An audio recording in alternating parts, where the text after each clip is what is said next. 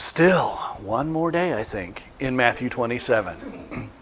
I believe we're going to finish this time. We may not get into 28, but we will finish 27. So we are in Matthew 27, verse 62. This is, we've already talked about the death of Jesus. We've talked about the burial of Jesus. Now we're going to look at the heart and perspective of the religious leaders that put Jesus where he is, that in their minds put Jesus where he is. And I say that because it's been God's plan all along. So God allowed those things to happen. Jesus allowed those things to happen. But in the leaders' minds, the religious leaders' minds, they're the ones who successfully put Jesus where he is. And if you remember, we talked about it's most probable, and I believe it was, the day of the day of Passover, that Jesus was put to death. Jesus was the Passover lamb. We've read about that in the Bible, how Jesus was the lamb that was sacrificed once for all people, for all time. The day of that sacrifice, generally, even for the religious the Judaic religious perspective, was the day of Passover. So I believe all through the Old Testament leading down to this point, it was intended that Jesus be crucified on the day of Passover. Ties all of those things together. Well, now we're looking in verse 62 at the next day. My Bible says the next day. The next day, that would be the one after preparation day. Preparation day, generally speaking, was the day before Sabbath. Okay, it was a day when all of the people were to purge their homes of any leaven. And we could go back to Exodus to talk about this practice of before the festival of unleavened bread kicks off, and that's that week after Passover, the full week after Passover, you have what's called a Sabbath.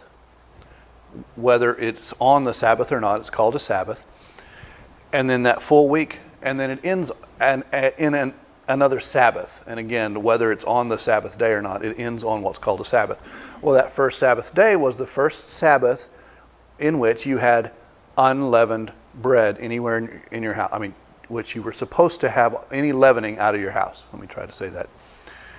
So they had even games. They made games for the kids to play so that they could seek out all the leaven that might be in their house to make sure that that was all purged. Well, they had to prepare their homes for this day of unleavening. Now, that generally was true for any Sabbath, regardless of whether it was a festival Sabbath or not. Okay, you didn't have leaven in your home on a Sabbath. So the day of preparation would be the day before the Sabbath. Depending on your time frame, I kind of think it was Friday. Depending on the year that you perceive this happened, because Passover was not weekday dependent. Passover was always on the same day of the year. Kind of like the 4th of July is always the 4th of July, whether it happens on Monday or Friday or whatever day of the year. But you may have another, like Thanksgiving is always the 4th Thursday of November. So regardless of the date it falls on, it's always the same day of the week. So Passover was always the same date of the year. So it might happen on a Monday, it might happen on a Friday, it might happen on a Thursday, who knows. I believe it probably did happen on a Friday, which would, I think, put it in the year AD 33.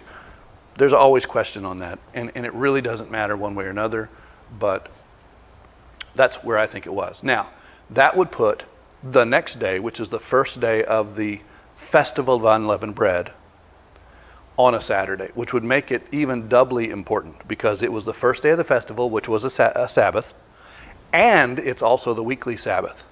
We read in John about it being a high Sabbath, or kind of a double Sabbath. It could be that it was the high Sabbath because regardless of what day of the week it was, this was a special Sabbath day. Or it could be that it was a high Sabbath because, oh wow, this is a Sabbath that happens on a Sabbath. How about that? Okay, so the next day, the day after preparation day, would make it, I believe, the 15th of Nisan. Passover was the 14th of Nisan. 15th of Nisan was the first day of unleavened bread. It would also make it a high Sabbath, or a Sabbath day. It says the next day, one after preparation day, the chief priests and the Pharisees went to Pilate. And they said, "Sir, we remember that while he was still alive, that deceiver," they wouldn't even name him, "that deceiver said, 'After 3 days I will rise again.'" Now, isn't that interesting? They remembered that, and it kind of, I don't think they believed it. I don't think they fully believed that he would rise again. They just said, "Hey, this is what he said, so we need to prevent that rumor from getting started. We need to prevent that belief from getting started." But they heard that he said, or what he said, and understood it, whereas the disciples heard it over and over and over again, and it just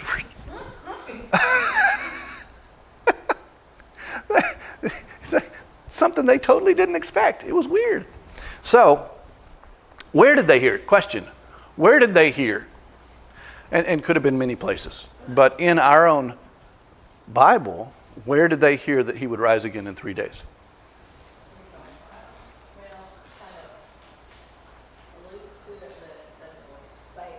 He does allude, he doesn't say 3 days specifically, but he says, "The next time you see me, I will be," and then he refers to Daniel, basically riding on the clouds. Son of Man will be riding on the clouds. But when Jesus says, "You ask for a sign, none will be given except the sign of Jonah, who was in the belly of the fish 3 days and 3 nights." Okay? So they might have construed from that, which was intentional, 3 days, and he would be, the emphasis was resurrection. He would be resurrected in 3 days. Whether they would have heard resurrection or not, they would know 3 days he's going to somehow in some way join the living. Okay. So whether that was a spiritual emphasis or what. But that's where they may have heard it straight from Jesus' mouth. But Jesus spoke those words over and over and over. He said, "In 3 days I will rise again. In 3 days I will rise again. In 3 days I will rise again." I've got a list of verses if we need to go through them. But he said that. And so it's very likely that someone, somewhere, heard that and conveyed that message to the religious leaders. Or they themselves heard it as Jesus was speaking that. So, we know, they tell Pilate, he said in a deceptive way because he's a deceiver. Remember what they claimed Jesus was. Back when in Matthew 12, when Jesus said, "I won't give you a sign except for the sign of Jonah," almost immediately after that, the religious leaders said, "Well, he's only performing these miracles by the power of Beelzebub, Satan. So he's a deceiver." He was a deceiver way back then in their minds. And he's still a deceiver here in their minds here. So, while he was still alive, that deceiver said, "After 3 days I will rise again." So, they ask Pilate, compel Pilate, "Give the order for the tomb to be made secure until the 3rd day." That is, through the 3rd day. Make sure that this doesn't happen. Otherwise, his disciples may come and steal the body and tell the people that he has been raised from the dead. That last deception, that will be the rumor or the telling that he's been raised from the dead, is going to be more remarkable, more terrible than the fact that he said he was going to do all this in the first place. The fact that he said he was Messiah. You know, if there's proof of it, oh my goodness, that's going to be worse. So the last deception will be worse than the first. And then my version says that Pilate answered, "Take a guard. Go make the tomb as secure as you know how." So they went and made the tomb secure by putting a seal on the stone and posting a guard. So let's think about this. Let's talk through this. We've already talked about what the next day was. And we've talked about how they said, "We remember." We recall that this was said about Jesus. So we want to keep the worst from happening. And to keep the worst from happening, we already did what we thought we needed to do by getting him crucified. We already did what we thought we needed to do by getting him entombed. Actually, they didn't really want him entombed. They probably would prefer him to be just discarded. But what they want to do is to set about assurances that he would stay in the tomb. They didn't believe he had the power to rise again. They didn't believe that God would raise him again.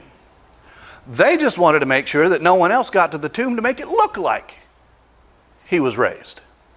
So what did they do? They went and asked Pilate if they could seal it. There is all sorts of arguments out there about who were the guards. It could go both ways. It really could. Some people think the guards that were requested were the temple guards. The temple had certain kinds of guards, certain quantity of guards that were honestly for religious reasons. Back when Jews had control of their own nation, those guards were used as the police. But at this point in time, the guards were really more about making sure that the priests were able to do the work that the priests were supposed to do. They were more about possibly going out and arresting people who were religious deviants, but also about keeping people in the proper courts. The temple was made up of successive courts. The outer court everybody could come to, a little bit more inner court, only women and men could come to that were Jews. And then a little farther in was another court that only the Jewish men could come to. And then a little farther in was only the priest could enter this court. So you had a series of courts, and these guards made sure that you were in the right court, that you didn't enter in to the wrong court, else you would be put to death. Put to death is, at one time they had the liberty to put to death. Now we know that they didn't necessarily have the liberty to put people to death, except we do see it in Acts some, so not sure there. But by Rome's decree, they didn't have the privilege to put people to death, which is why they had to go to Pilate to request that Jesus be put to death. We talked a little bit about that already. So, who were the guards? There are some reasons why we might think that they were the temple guards that were requested. The Jews are going to Pilate saying, can the temple guards do this? They reported the events, and we'll read in Matthew 28, when the resurrection occurred, the guards went first, says some of the guards went first to the religious leaders, to the priests and to the Pharisees, and said, hey, this is what happened. So that is one reason to think that they might be temple guards, because they first went to the temple leaders, the people who were in the temple, the religious leaders. They didn't go to Pilate first. They went to the Jewish people first. Another reason is if they were Roman, they would be punished for either one, losing what was guarded or falling asleep. Because a Roman guard who fell asleep on the job was killed. We read about that when Paul is on his journeys.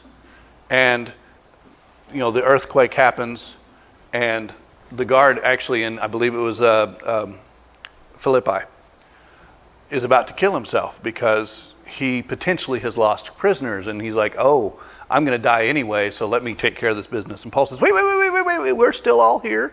We're good. Okay. So they would have been punished either way. So we might think that they're temple guards because the story that is told, if they were Roman guards, they would still get punished if they fell asleep. But if they didn't fall, the story that was told is if they fell asleep, then all of this happened. Well, if they were temple guards, then that could be overlooked. Not a real strong argument, okay? But that's there. I always want to say, well, what if they told Pilate the truth? Pilate, we didn't fall asleep. Pilate, no one came and stole the body. That thing opened on its own, or, oh my goodness, we saw this angel come down. There was nothing we could do, Pilate. And what was Pilate going to do? Well, you die anyway. I mean, he could kill. Or Pilate could go, I wondered. I wondered. It says in Pilate said to them, "You have a guard." You research the word. We're going to get to that. Okay. We're going to get to that. Yes. Yeah. Another reason to think that they might be Jewish temple guards. If they were Roman, if they were really Roman guards, could the Jews have really done anything to assuage the governor's actions one way or another? Now, I think they could. I think in the same way that they compelled Pilate to go ahead and put Jesus up for crucifixion, they could have compelled Pilate to be easier on the guards. But the question is out there. If they really were temple guards, then Pilate didn't have a lot of purview over the temple guards. Wouldn't have really needed to. Let the temple guards do what the temple guards do. And if they mess it up, that's on them. That's not on Rome. So, Now, Pilate's statement in verse 65. It has been interpreted in some Bibles as, you already have a guard, or you have a guard, go use it. If you look at it from that perspective, it's easier to see that he's thinking, this is the temple guard. Because they already had a guard, go make use of it. And then he kind of laughs at him, do as best you can to keep him in the grave, ha ha ha ha. Okay. However, we'll see later, I don't know if I'll see later, if I want to talk about it now. Let's talk about it now. The you is implied if you read it in a certain sense. Greek language can be read in certain senses. Imperfect, perfect sense. And I don't know if I wrote down all of this, but I did look it up. There's a certain way that this could be interpreted in two different ways. One is like by way of command, have a guard, take a guard, or one by way of a statement, you have a guard, where the you is implied, because the you itself is not stated. That word you is not in there anywhere. Okay, so it's really have a guard is what he says. The question is whether in the Greek interpretation it's you have your own guard, go use it, or have a guard, one of mine, one of the Roman guards, go make use of it. Depends on which way you want to read it. A lot of people argue either way. Now, there is a possibility, and now's where we get into thinking it might be a Roman guard. The ESV Study Bible says this, and I was already thinking it, not that I got it from the Study Bible, but it kind of affirms a little bit of what I wondered. You remember way back when I talked about Jesus' arrest, and how some of the people in that group that came to arrest Jesus might have been Roman guards. Because it might be that the Jews had already requested Roman assistance. Okay? If some semblance of that were true, it might be that the Jews already had a Roman guard at their disposal. Pilate had already given them a guard that says, okay, here is a guard that you can use either in the circumstance related to Jesus, or this might have been a common practice at Passover. Because the temple guard, the numbers of temple guards might have been so small that they couldn't handle the millions of people that might be flowing into the city for religious reasons. And so we already know that Pilate himself moved to Jerusalem during Passover. We already know that the Romans were a little more, I won't say on edge, but sharper. They had really prepared to keep peace in the city.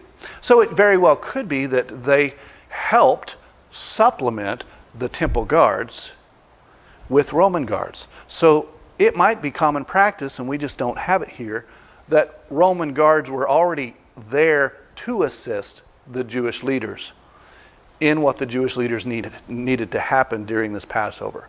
Kind of a, we'll help you, but you have to keep the peace kind of arrangement. If that's true, Pilate could be saying, look, you already have a Roman guard. Make use of them. Do what you feel is right with the Roman guards that you already have.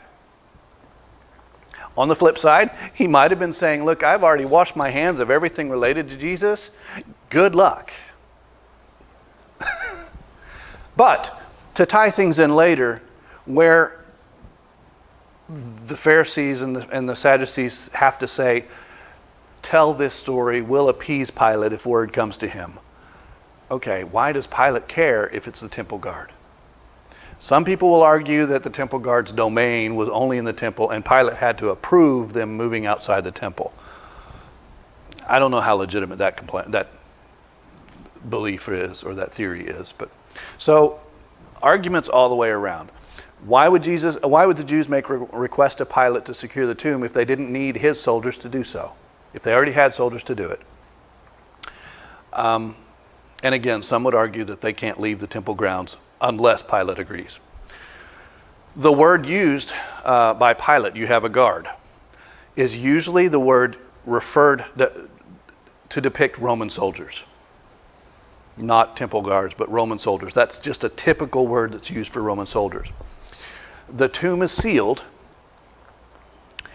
and it's assumed that it's the imperial seal. Because if it was a religious leader's seal, it doesn't have as great an impact. It doesn't have as great of authority. That religious leader's seal is not nearly so persuasive as the Roman imperial seal. We'll talk about the seal here in a minute, but Pilate wouldn't have cared who broke the seal if it was a religious leader's seal and if it was guarded by the temple guard.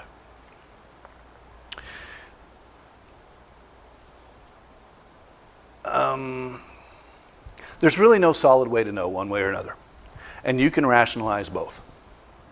I choose to think of it as this was a Roman guard, and I do that for a few reasons.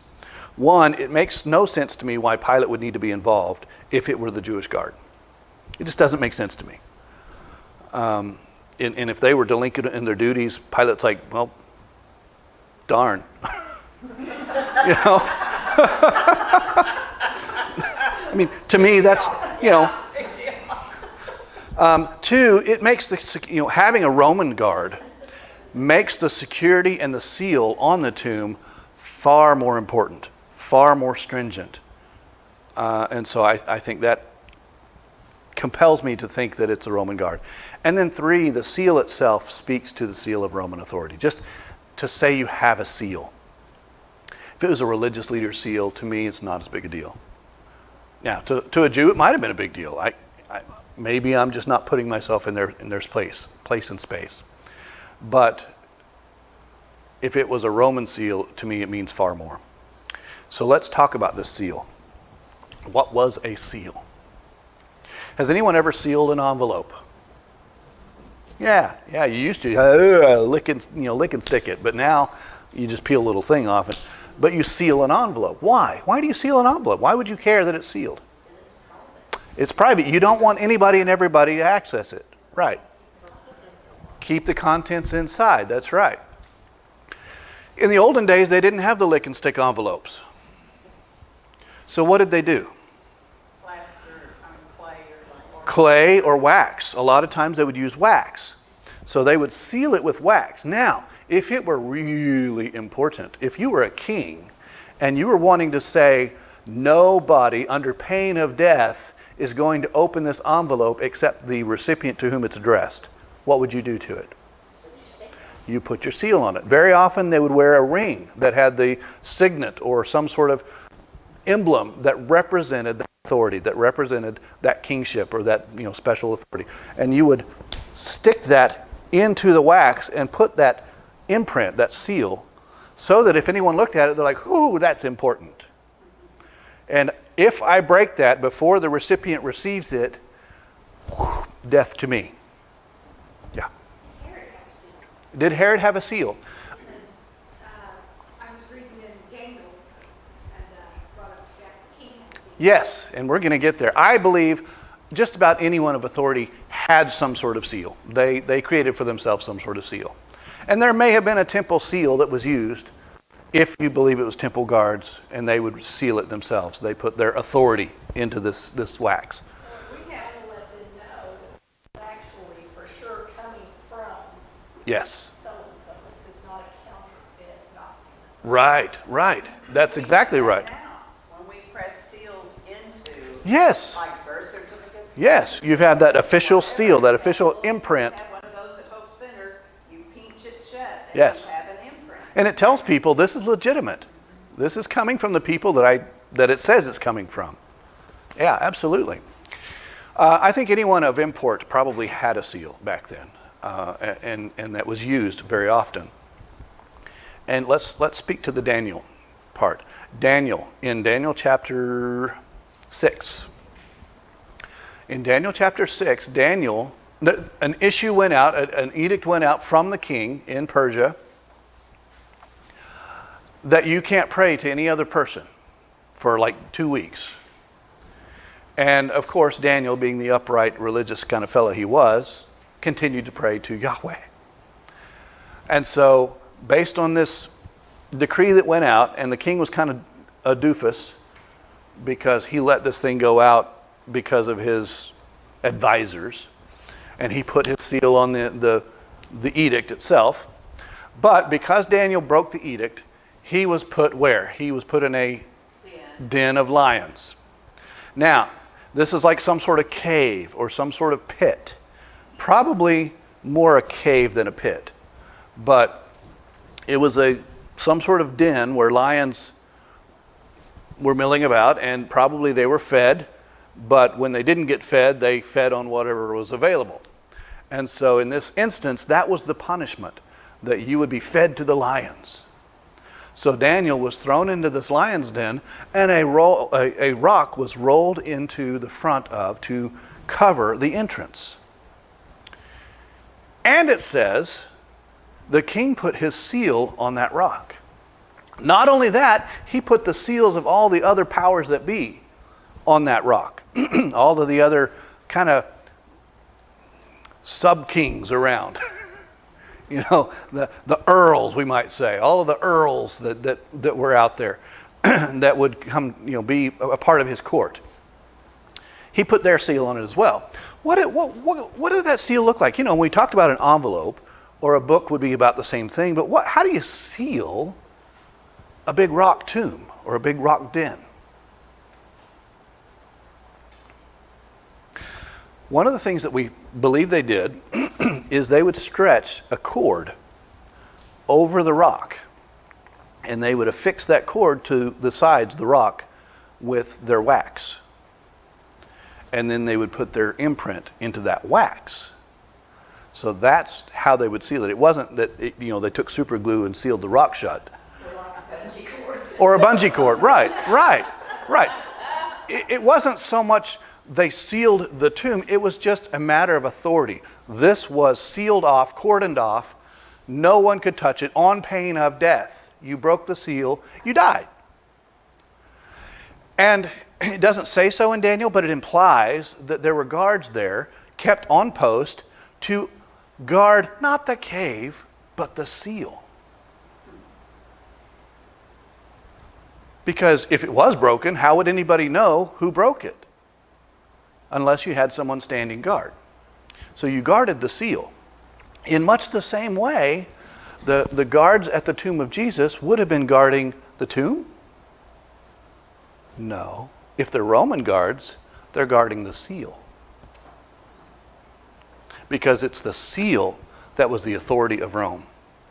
And if you bucked the authority of Rome, you died. It wasn't about the cave. It wasn't about the grave. It wasn't about Jesus rising, if it was a Roman guard. It was about, whoa, this has been sealed by the authority of Rome, and we are here to guard the authority of Rome.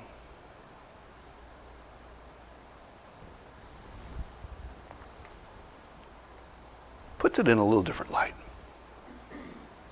to me.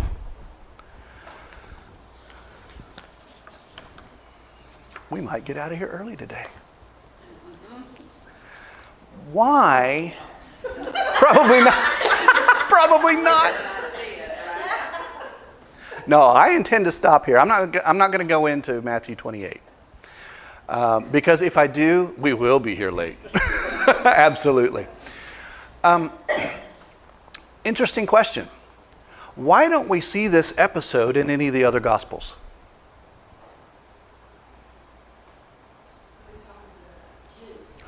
Because of who Matthew is speaking to.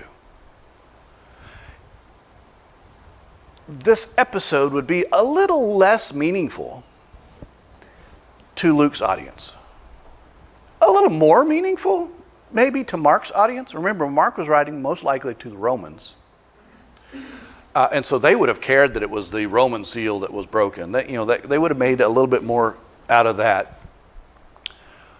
John was talking not to the Jews, not to the Romans, but to Christians, I believe. He was talking to Christians to support them and give them confidence in their faith, to help them better understand what their faith was.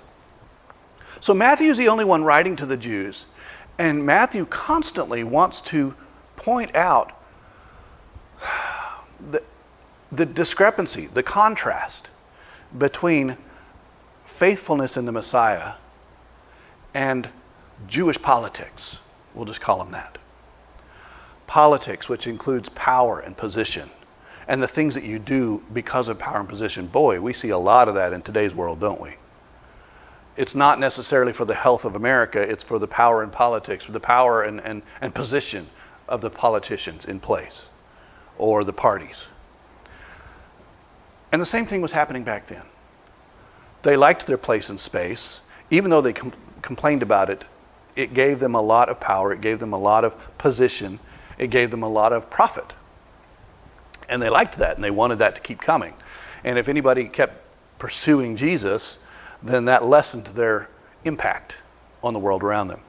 And so they wanted to ensure that the Messiah, in a way, they wanted to ensure that the Messiah hadn't come. Simply because of politics. And we know that that wasn't true, generally speaking, of all of them, I should say, because we do know Joseph of Arimathea, we do know Nicodemus, and possibly others who remain unnamed, we don't know. But we do know that there were people of power, there were people of politics, there were people in the Sanhedrin itself who were followers of Jesus. So don't walk out the door thinking it was unilateral and my goodness, the entire Jewish population was just wonky. But the ones who did this, the ones who were so focused on this, were so focused on their power, their position, their profit. And so they would go to great lengths to keep that. And Matthew brings that out, teases that out, because he's writing to the very people this is about. And he wants them to see the issue. And it's possible, the more I look at it, the more I think it might be probable, that Matthew was first written in Aramaic and then later translated to Greek. Written in Aramaic, people who spoke Aramaic, people who read Aramaic, they wouldn't have known as much Greek, they wouldn't have known as much Hebrew, they would have known Aramaic. And so if he truly was writing this in Aramaic, it would have been a little more accessible to the population, the general population. But I think that's why Matthew's drawing this out, and you don't see it in the other Gospels. Now, a lot of people say, well, it has to be excluded because it's not verified by the other Gospels. And so to say that, remember, the Jewish law, you had to have 2 witnesses before it could stand up in court. I think to a lot of people, the same is true here. They say, well, it has to appear in 2 documents before it can stand up against the test of history or the test of truth. That's not necessarily true here, simply because each gospel writer was writing to a specific audience. John himself, in John chapter 21, at the tail end of his whole gospel, says, look, there are 1,000, actually, he says, the things that Jesus did are so numerous that they can't possibly fit in all the books you could write, in all the books that fit in the world. So, to write a gospel about Jesus, you almost have to pick and choose. You can't say, I'm going to write everything. I'm going to say this, I'm going to say this, I'm going to say this. Now, in a lot of cases, something was so dreadfully important that gospel writers across the board would write about it. But then if it's less important to their audience, they wouldn't write about it. So that's something important to understand. You're going to face, people who would say, hey, this didn't really happen because, and then they'll say because none of the other, gospel writers wrote about it, or there's no other evidence in history about it. Doesn't necessarily hold true. Just because it's their theory doesn't mean it's truth. It's in the book. It's in the book. It's in the book. Yeah. The book has survived over the years. So Well, and if you start picking and choosing and saying, oh, well, that's not true, it can be taken out. Well, how much other stuff right. can be taken out? And then you start to say, well, the entire thing is pointless. The whole basis of our faith is that this book is inspired by God. Right, right.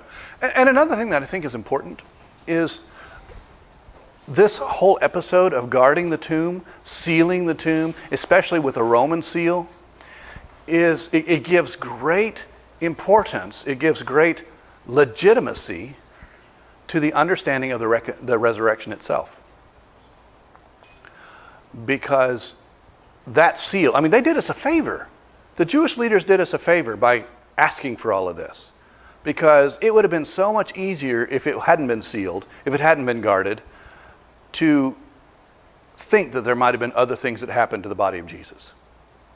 But because it was sealed, because it was guarded, one could say, hey, look, they did us a favor. There wasn't anyone that was going to touch that grave on pain of death. And even if they did, even if they tried, there would be evidence of it. There would be, the guards would know about it. There would be a scuffle of some kind. But since there wasn't, the Jewish leaders did us a favor when it comes to acknowledging the reality of the resurrection. We'll get to that next week, because next week we're going to move into chapter 28, and we're going to start talking about resurrection theories. We're going to talk about the resurrection as it's documented, but then we'll also talk about some theories against resurrection and tease out why they may not be true. More of the why they are not true, because none of them hold water. Yeah, none of them hold water. So we'll talk about that next week. We'll pray, and then we'll turn it over. Okay, let's pray. Thank you, Father, for today. Thank you, Father, for your word, for the men who wrote down your word. Even if across the Gospels and across all of the word, we only see something written once, it doesn't mean that it's not true. It doesn't mean it's not historical, Father. Help us to understand how your word was written, why it was written in certain ways. And Father, as we think about that, help us to apply it to our lives. Just because it was written to certain people doesn't necessarily mean that we can't take something from it. We ask for your Spirit to guide us, to open our hearts, to open our minds, that we can see how once we've read your word, we can apply it in our lives.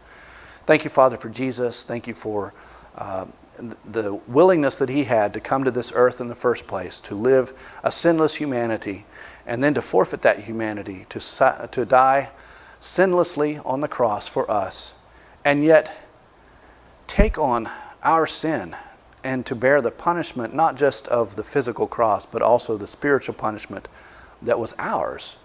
He took it upon himself so that we could live with you for eternity.